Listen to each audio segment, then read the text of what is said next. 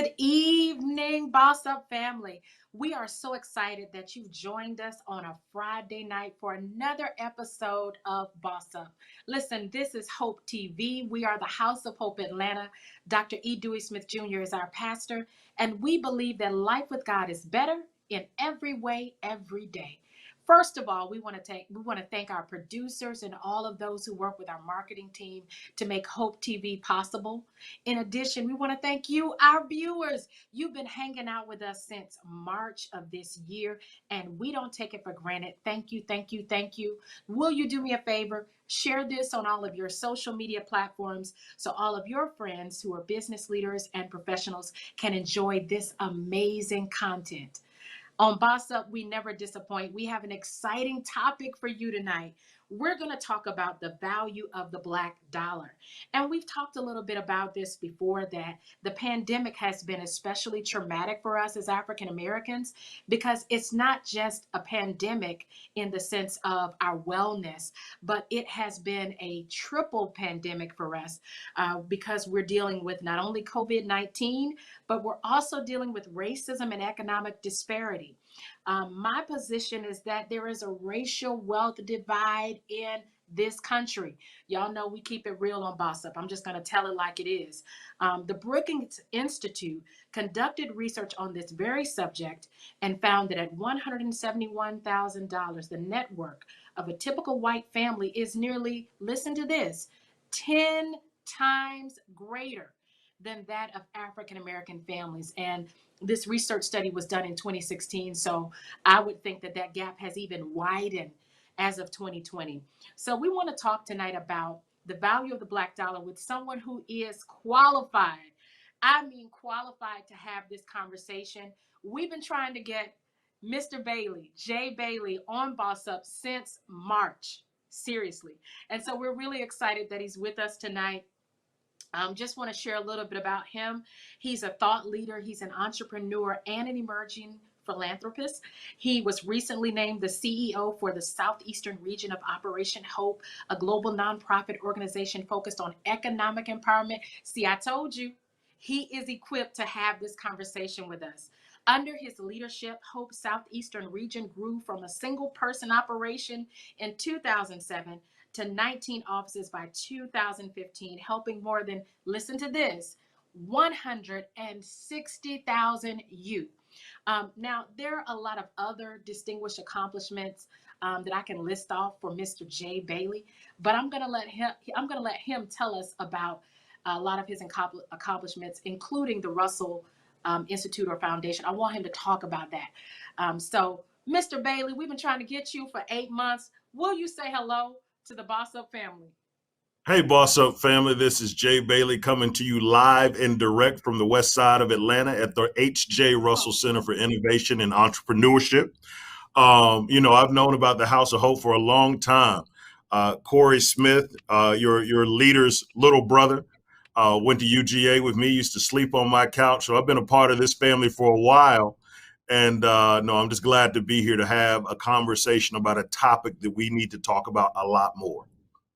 Absolutely. So welcome again. If you're just joining us, I need you guys to share this video on all of your social media platforms so that your friends and people who you're connected to, your tribe, can enjoy this amazing content.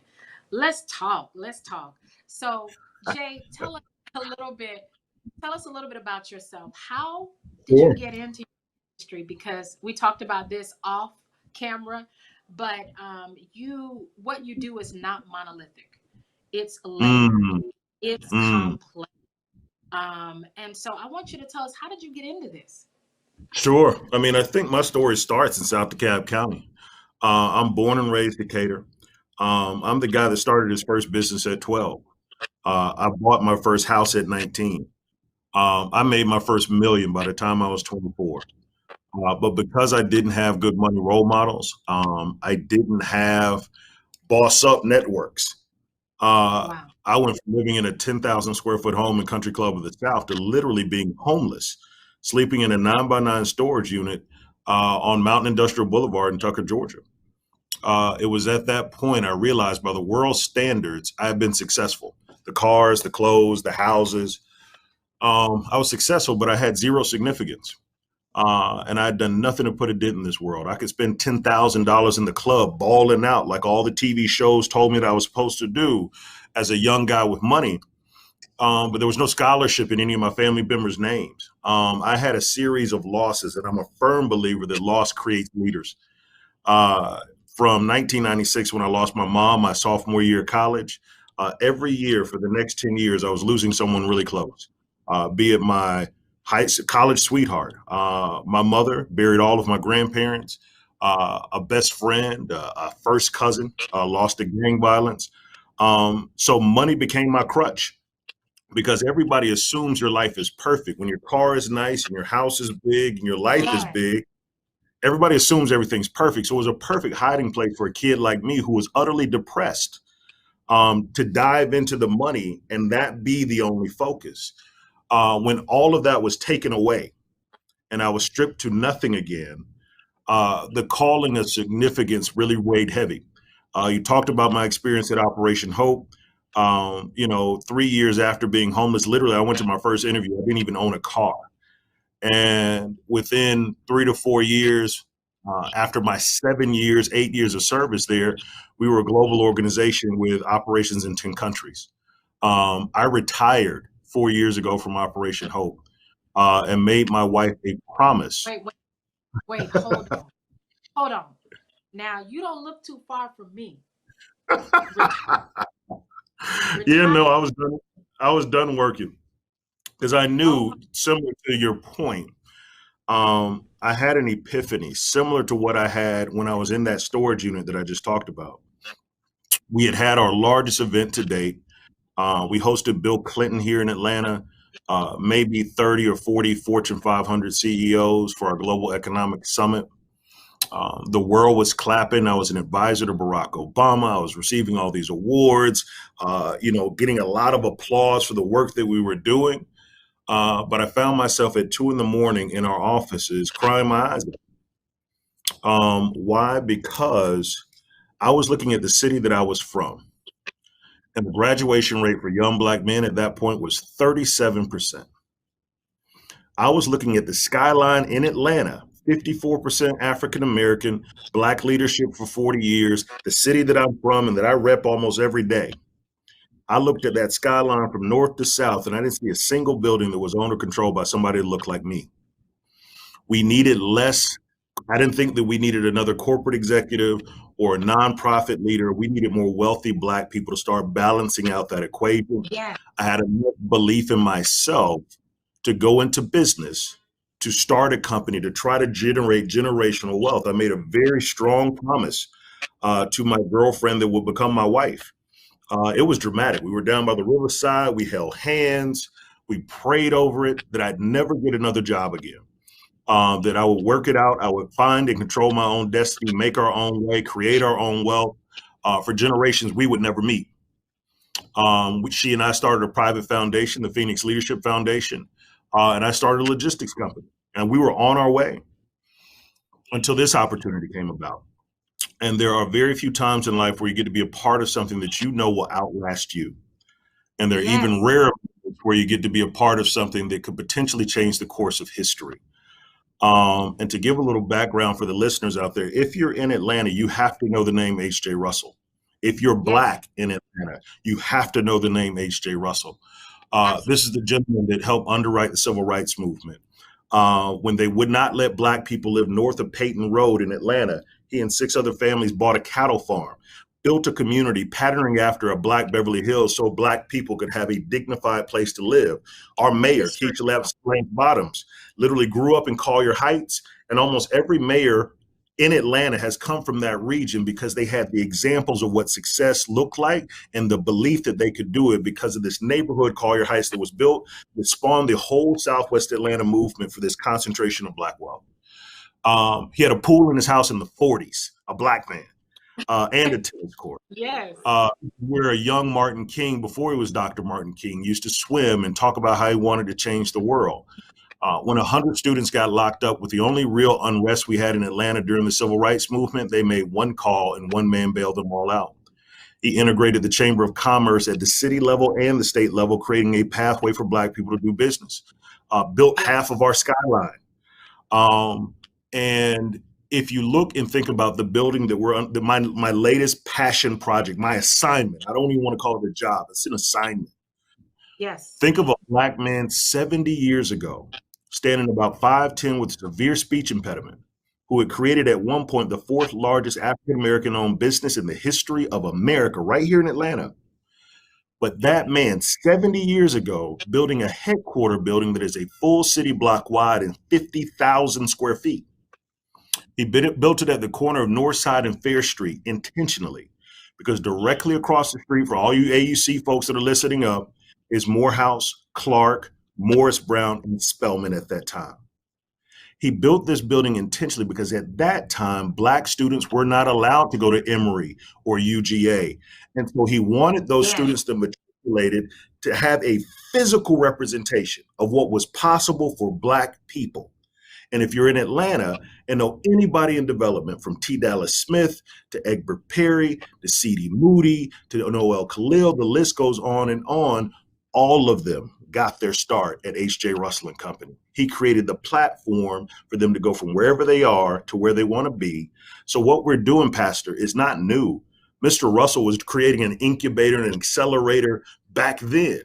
So we're just taking what he did, remixing it for another generation, and now looking at being the largest center in America dedicated to Black entrepreneurs and small businesses. At 54,000 square feet, the Russell Center for Innovation and Entrepreneurship becomes Atlanta's home for Black entrepreneurs. Let me say this. This theme keeps coming back on Boss Up. First of all, I'm enjoying the conversation so far, and we're only like 5 minutes in, but this theme keeps coming back, that there must be a why to your work. We talked to multiple on Boss Up, and all of them say the same thing. There has to be something within you, an inner conviction that resonates with what you do every day, and then it's not work anymore. It becomes it becomes something that helps, like you said, generations beyond you. So I kind of gotta shift gears a little bit, because when I hear you speak, all I hear is about just the success that you have garnered and the wealth that you've amassed and the upside, right? But we want to definitely help people understand, and this is Brene Brown, not mine. If you want to dare greatly, you're going to get your butt kicked. Oh, absolutely. I hear you talking about is the journey of someone who dared greatly, from that storage unit to what you do now and just your journey. I want to know, what have been some of your greatest challenges doing this kind of work, and how did you overcome? Just give us a few. I know you got a laundry list, but just give us a few. Yeah, I got a laundry mat full of those, but I'm a firm believer. When I talk about loss creates leaders, I think it's a real thing. And I think far too often we take standing upright for granted. And we always are looking forward, we're never looking up. But when you are flat on your back and life has put you on your back, the only place you can look when you open your eyes is up. And if you've not been on your back, I'm not sure if you've ever truly seen the sun. And so to go from being homeless, from literally living in a mansion to literally living in a homeless, a 9x9 storage unit with a black and white 9-inch television to keep you company, to hearing the kind of toxic language about, why don't you get a job? Why don't you do something regular? Or even building this center. We've heard the feedback, it'll never work. Why do you want to help entrepreneurs? Why do you want to make the building look so nice? Why don't you just sell the building and give it to a nonprofit doing work on the West Side? We don't need more Black entrepreneurs. We don't think there are enough Black entrepreneurs in Atlanta that can make it. You hear all of this, but to everybody on the call, you've got to get really serious about excising the noise. And one of my mantras is, you have got to work really hard on mitigating and reducing the number of people that you have to ask permission to be successful. You got to eliminate. Wait, that's tweetable. I got to stop. But it's real. Repeat it's that. real. Repeat. You have to mitigate reduce, or even eliminate the number of people that you must ask permission to be successful. It's If you got major. to talk to the bank and a manager and your friend and an investor and a supplier and 10 other people, they have to all say yes for you to live out your dream. It is time for you to start working on eliminating those to where now you control your own destiny. And the only person that gets in your way is you. I think that far too many of us, when we're on our trajectory for success, we hear the noise. Worse yet, we listen to the noise, we internalize it, and it becomes doubt. As Black people, we have this inherent thing around. If you want to start a business, I see a beautiful plaque on the wall, Pastor, that, yeah, you went and got that great education at Emory. Baby girl, why don't you go get you a good job? Well, why you want to be a pastor? Why you want to go and get that PhD? You know, all of this stuff around what we cannot do, this lack. Come on. It's And real. we have to break through it, because there's another perspective, there's another paradigm, there's another way of looking at what do we own and what do we control. And we've got to get a better relationship with understanding ownership. We've got to start to understand and see value in our own reflection again. Because right now, I'll tell you guys, and this may step on toes out there, right now, almost always, the only value add proposition for success is how far we can move away from our community.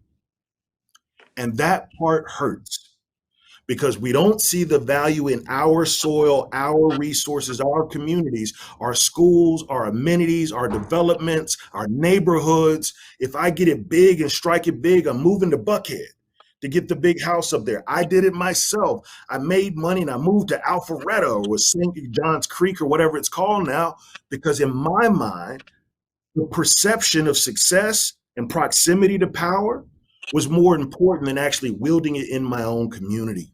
Got to change that narrative. We've got to love ourselves enough to build where we are. And that's why I love the House of Hope, in that where you guys are physically located is in the community that needs to see hope most.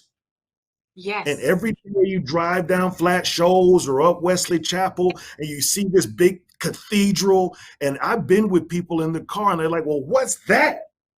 And I'm like, oh, that's a Black church with a Black pastor. And they sit back and go, what? That one? Because they can't believe it. Another part of my story that I didn't tell is that I remember when I was 14 and I used to steal my mom's car to drive around Southwest Atlanta, because I didn't believe Black people could live in houses that looked like that, because I had never seen it before. I came across Mr. Russell's home with a tennis court in the back and an indoor pool. And even back then, who knew that that connection would happen later on, 30, 40 years later? But that kind of connection is hard to aspire to something you've never been inspired by. And these examples that your listeners, as boss up business people, that your church represents in that community, not only are you in that community, you stayed in that community and you invest in that community. That's the Yes. example that we need of organizations saying where we stand is enough. We don't have to go anywhere outside of our community to have a dignified life. We can make that right here. It's what I'm trying to do with the Russell Center. Not only is it this 54,000 square feet, through Mr. Russell's leadership and the family's leadership, we own about 40 acres that surround the building, making it one of the largest land assemblages in a Tier 1 international city owned by one entity. We're directly across the street from the AUC, 2 miles from Georgia Tech, 1 mile from Georgia State. So we have the opportunity to create a true innovation district, the likes of which the world has never seen, that is truly inclusive. Because I spent time in Silicon Valley, a lot of it. I've spent time in Cambridge with MIT and Harvard, the Research Triangle with Duke and UNC. I love what they're doing in Nashville. I love what they're doing in Austin. None of them have Yes. gotten diversity right. None of them have gotten diversity right. No. So why not Atlanta be the physical manifestation of what innovation, ideation, small business, because I will tell you what, we lose GDP every year because the brilliance that happens on the south side of town never Yes. reaches the marketplace. And you can't tell me, listeners, when we talk about the power of us, Find me someone more innovative on the planet than a single mother with 2 kids making 17 grand a year. The way that she thinks, the way Talk that she about it. problem solves, the way that she has her grit and resilience. How is she even able to smile at Christmas time? But she does it. If you take that kind of ingenuity, that kind of resilience, and you give it a pathway to make her believe that her ideas have value and give her the runway to actually make them real, that's when we start to see our community shift forward. And so that's really what we're trying to do. This movement of economic mobility and wealth creation for our people that's rooted in the belief that we're enough. Listen, we're halfway through Boss Up. I got to say something to our viewers. If you have not shared this episode, I need you to share it right now because Jay Bailey is offering us some strategic moves that we can make to show the value of the Black dollar and to increase our wealth. And of course, to deal with this whole racial wealth divide. So if you are just joining us, we are the House of Hope Atlanta. This is the Boss Up Show on Hope TV. We need you to share, share, share, because this is a very meaningful conversation, not just for DeKalb County and those of us who live in this area, but I think it's a great conversation for us as African Americans nationally. So Mm, let's get back into this. Um, when you look at your journey and when you look at this whole idea of funding, because we do mhm. know that economic disparity where sometimes our Black micropreneurs are not able to get the funding that they need. Do you have any tips for those micropreneurs, those small business owners who are saying, I have the vision, I want to pour back into my community, I'm in the hood to help the hood, but I cannot get my hands on the right resources? How do I get over this wealth hump? How do I get over this money hump? Do you have any advice for them? Education and preparation. Yeah. One of the things that we will never be able to eliminate racism. We will not be able to eliminate racial bias and institutional bias. It exists. All the numbers and the data suggest that it does. The stat that you talked about earlier about household wealth being 10 to 11 times larger for a white family than a Black family, that's intentional and that's systemic. We won't be able to Yeah. just erase that. So when you start talking about small companies that need that extra funding, part of it, we can close the education gap.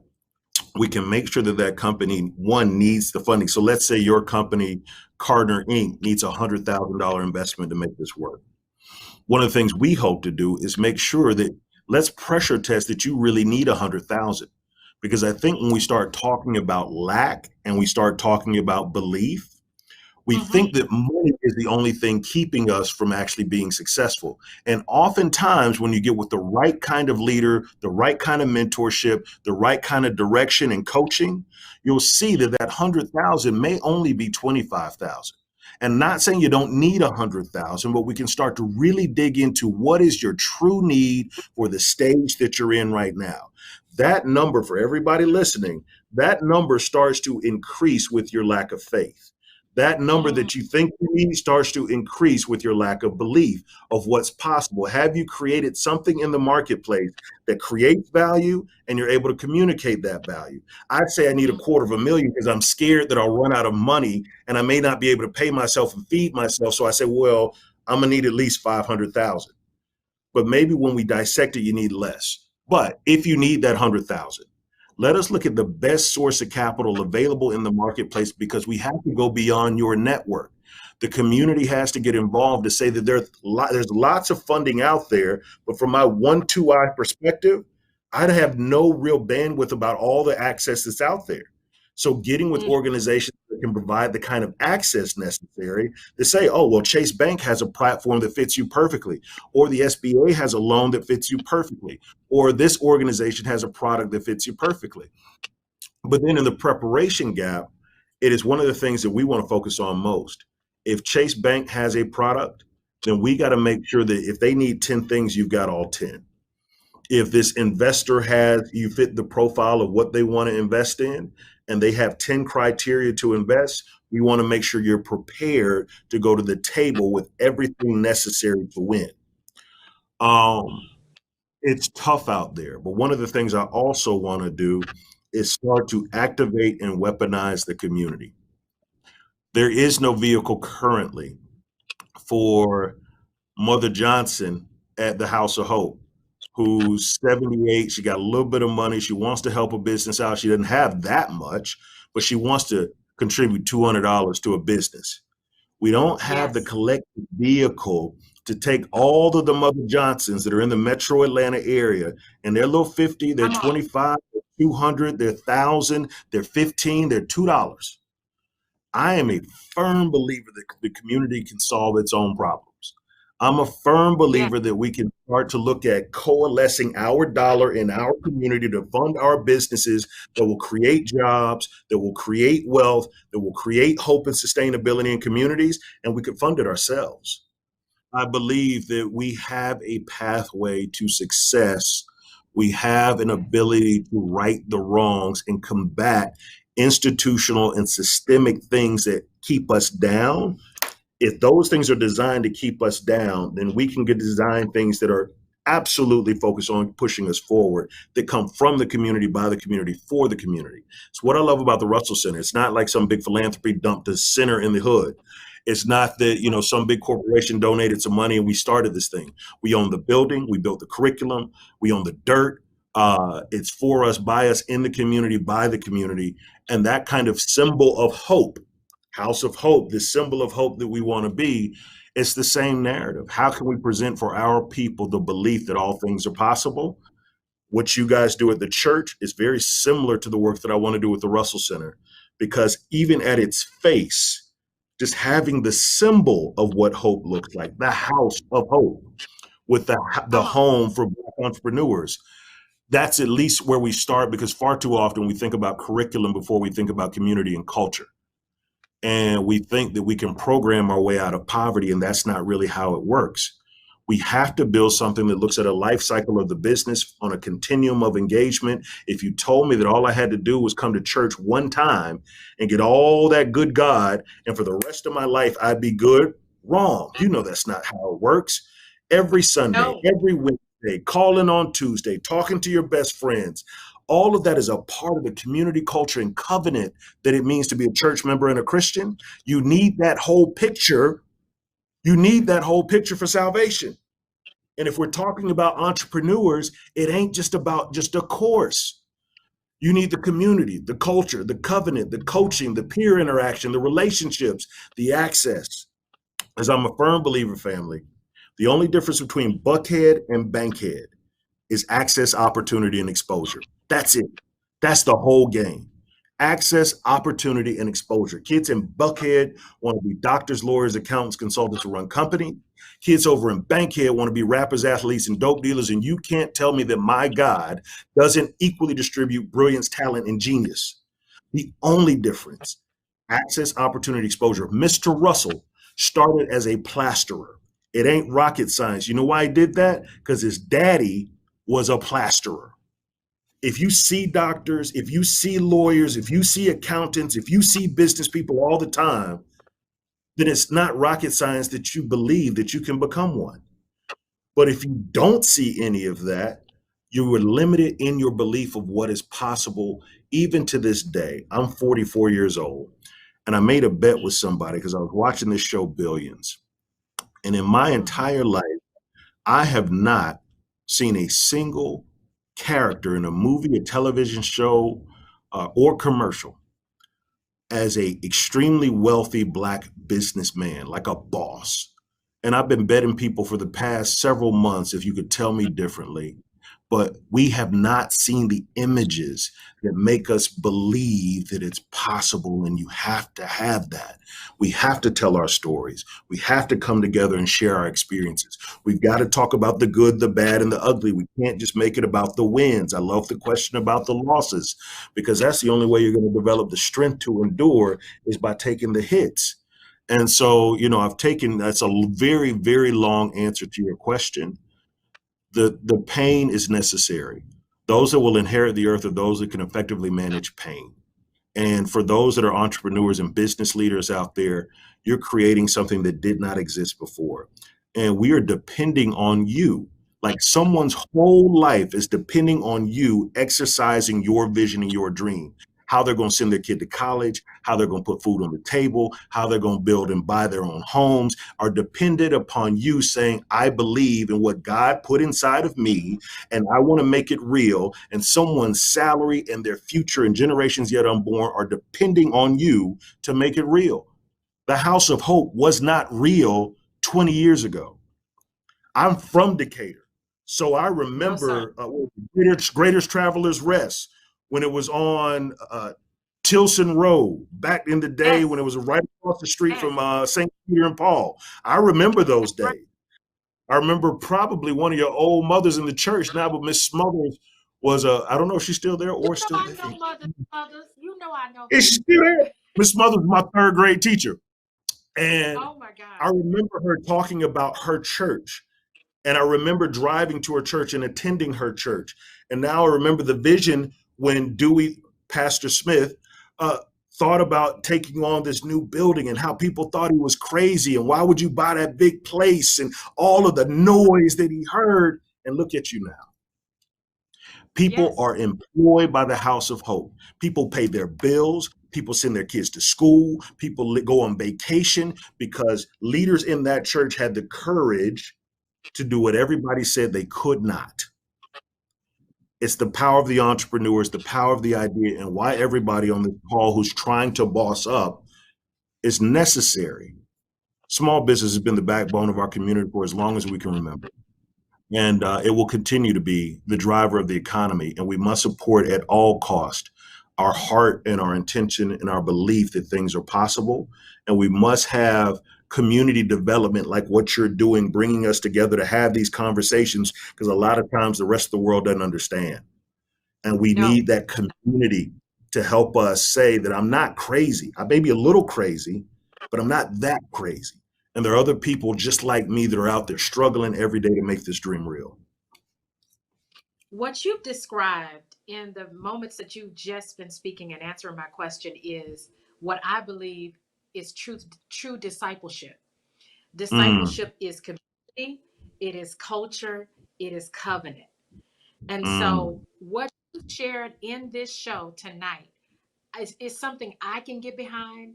I know it's something our viewing audience can get behind, our community can get behind. So for the last 3 minutes of the show, I want you to tell us how we can support you. How can we connect with you? How can we join with you? Because what you are doing it's transformational. It's paradigm shifting. It's culture shifting. And so how can we get behind you? I need to know for myself. How can no we doubt. support you? We are building something special on the west side of Atlanta. I've only been in the position 2 years. So 2 years ago, we started at zero with a gutted out building, and we had to build from there. As God would have it, even in the midst of COVID, we were helping anywhere from 800 to 1,500 people a week coming through our doors. Our founding 100 businesses. We've raised a little over $17 million to build this dream out. And, I have a goal of another 15 that I want to raise before the end of the year. Because our people, it is, we will claim it, because our people deserve it. Our people deserve to have something nice on our side of town that we can own and have a sense of belonging. So for those out there, rcie.org is the website. Follow us on social media. Certainly connect with me on LinkedIn. It's JAY, Jay Bailey, as you see it. I think that's my Instagram tag on the bottom. We're building community. And so as we build, part of my personal motto is build as we climb. And we are certainly building as we climb. But my other mantra that I live by is plant seeds that will grow trees whose shade you may never sit under. Plant seeds that will grow trees whose shade you may never sit under. We are all planting seeds. For you business owners out there, you are doing things that will affect generations yet unborn. Plant those seeds. This conversation, these things that we're doing, the House of Hope, your PhD, your doctorate that you're going after, you're planting seeds, because there will be a little girl that sees Dr. Carter, and she believes it's possible. And you may never meet this young lady, but she saw you one day, and just by your title and your name, or even just pastor, it gave her permission to dream and aspire. That's the power that we don't really understand, that we wield as business leaders and those that charge forward and set the pace. There are people that are watching that will pattern their lives after what you are doing. The great CT Vivian, who was a mentor of mine that we lost this year, gave me the best advice I ever had. He said, "Doctor, all the power is in the doing." And he put a period on it. And that was enough, because he's right. We can talk about it all day, but the action is where the power lies. I'm imploring everybody on this call to build with one another. The African proverb says, if you want to go fast, go alone. If you want to go far, go together. And I want each of us to go farther together. Listen, there's nothing I want to add to anything you've shared. I'm not that preacher. I'm not that preacher that feels like you got to go on and on and on after a good message or a good Mm, line of thought. I believe when it's good, it's good. Let's ashe, let's say la, Shay. and end on that. Mm. So this is the Boss Up Show on Hope TV. Dr. E. Dewey Smith Jr. is our pastor. And again, we believe that life with God is better in every way, every day. Have a safe Mm. weekend, family, and we'll pick this up again next week. Take care, guys.